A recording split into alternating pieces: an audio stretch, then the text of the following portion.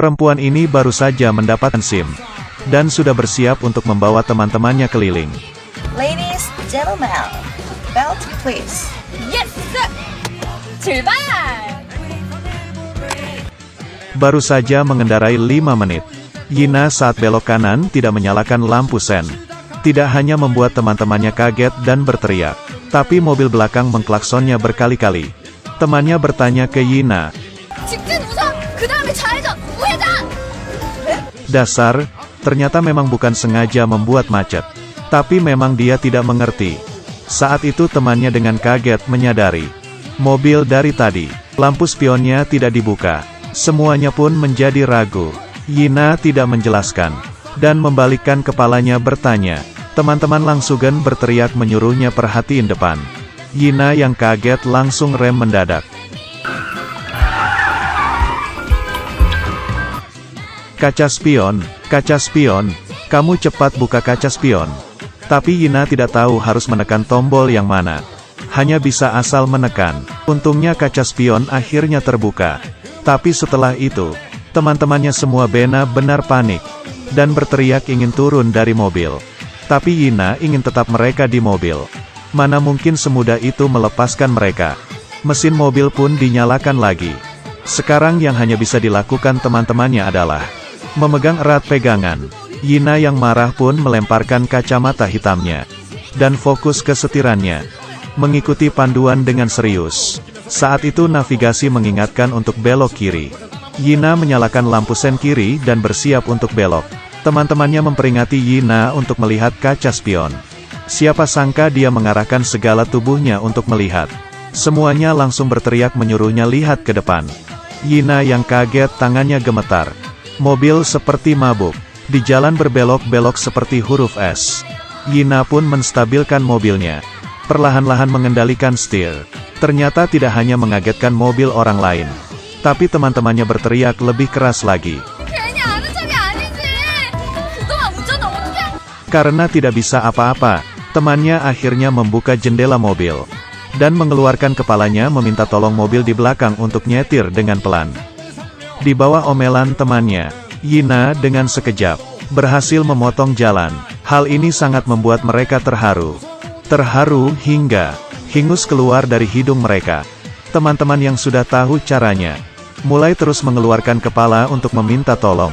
Mobil di belakang untuk memperlambat kecepatannya. Perjalanan selanjutnya pun akhirnya menjadi lancar. Tapi di saat semuanya melihat akan naik ke jalan tol, semuanya langsung tidak tenang. Jalan biasa saja sudah menyetirnya seperti ini. Masih mau masuk tol. Tapi sekarang semuanya berada di mobil yang sama. Dan hanya bisa menenangkan Yina. 괜찮아. 앞차만 따라간다. 앞차만. Sisanya semua diserahkan kepada Tuhan. Yina memegang erat setirnya, dan menghela napas, kemudian menginjak gas. Dengan begini melewati pos bayar tol. Bentar, dilewati, Yina yang kembali sadar pun langsung turun dari mobil, dan berlari kecil untuk membayar. Tapi saat itu tiba-tiba diklakson mobil-mobil belakang. Sehingga Yina menjadi kaget, dan melihat orang meneriakinya. Di saat dia memutar balik kepalanya, melihat mobilnya perlahan-lahan berjalan sendiri, dan teman-temannya terkurung di dalam mobil. Yina pun langsung berlari, dan berhasil masuk ke dalam mobil, lalu menghentikannya. Tapi muka teman-temannya saat itu lebih parah dari terong yang sudah dihancurkan. Untung mereka berempat akhirnya sampai di bandara dengan selamat. Di saat semuanya menjemput Jin Myung, mereka tidak begitu bersedia untuk naik mobil itu lagi, dan ingin patungan memanggil taksi. Saat itu, Yina berteriak,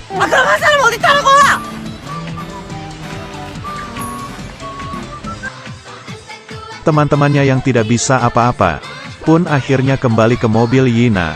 Baru saja naik, 차 빼는 거 도와줘야지. teman-temannya pun turun dari mobil dan membantunya mengarahkan. Tapi dia menginjak gas dan mengagetkan semua orang. Alasannya karena dia belum menarik rem tangan. Memundurkan mobil pun dimulai. Teman-teman di luar melambai-lambaikan tangannya. Yina yang di dalam mobil masih tetap hanya mengendarai maju mundur di tempat yang sama. Jin Myung yang duduk di sebelahnya pun hampir mau muntah.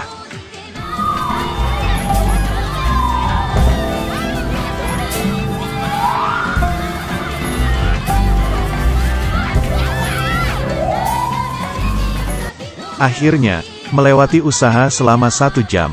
Mobil akhirnya berhasil keluar dari parkiran. Aku lelah, bisakah ini semua dihentikan? Semuanya kembali ke tempat duduk masing-masing. Tapi di saat itu, HP-nya tidak ada baterai dan mati otomatis. Dan melihat di depan ada 8 jalur. Semuanya berdiskusi untuk memilih salah satu jalur. Sepertinya, benar sih ya, bagus. Tapi semuanya melihat semakin ke depan. Kenapa semakin tidak benar? Sepertinya malah masuk ke sebuah hutan. Tapi mereka tidak berbalik arah. Malah terus jalan ke depan. Ini bukannya karena tidak bisa berbalik kan? Dengan begitu, mereka sampai di suatu rumah. Menghampiri rumah itu dan mengetuknya. Yang membukakan pintu adalah seorang paman paruh baya. Menghadapi mereka yang membutuhkan tempat tinggal. Paman pun dengan senang menyambutnya. Bahkan dengan ramah memberikan mereka makanan bebeki.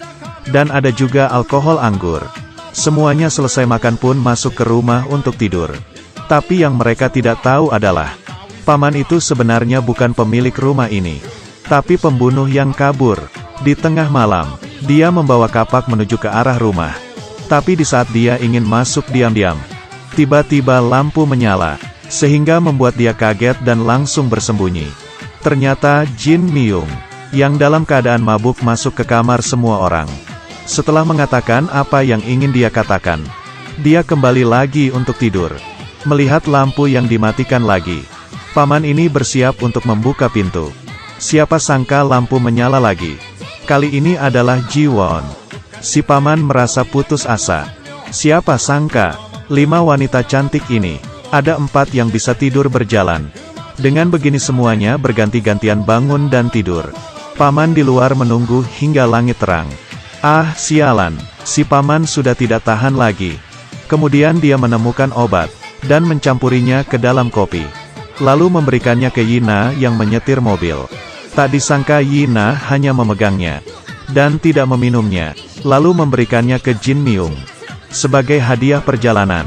Dan Jin Myung membawakan kopi itu ke Ji-won. Untuk kompensasinya karena tidur berjalan semalam, Ji-won bersiap minum sambil tiduran. Tapi malah tumpah ke badannya. Kemudian dia menyisakan kopi itu untuk Eng Jae. Eng Jae tidak suka minum kopi. Lalu memberikannya ke Ye-eng. Di saat Ye-eng bersiap untuk minum, dia menemukan kopi itu sudah dingin. Sudah dioper-oper selama sejam, gimana gak dingin ya? Kemudian dia menggantinya ke gelas yang lebih besar dan menjadi es kopi. Di saat bersiap untuk minum, ditahan oleh Yina. Akhirnya, di saat semuanya pergi, mereka memberikan 2 gelas ke si paman. Melihat mereka yang sudah pergi, dia pun meminum kopi dingin itu. Ah, gelombang-gelombang nikmat. Kemudian paman mulai mengasah pisaunya, bersiap untuk membunuh pasangan suami istri ini. Tapi di saat dia mengambil pisau, efek obat itu mulai berjalan. Dia langsung pingsan di depan pasangan suami istri. Ini benar-benar hanya karena hasil oper-operan. Yang kena ternyata malah dirinya sendiri. Ternyata kumpulan gadis itu benar-benar suka saling berbagi ya. Keberuntungan mereka tidak begitu jelek.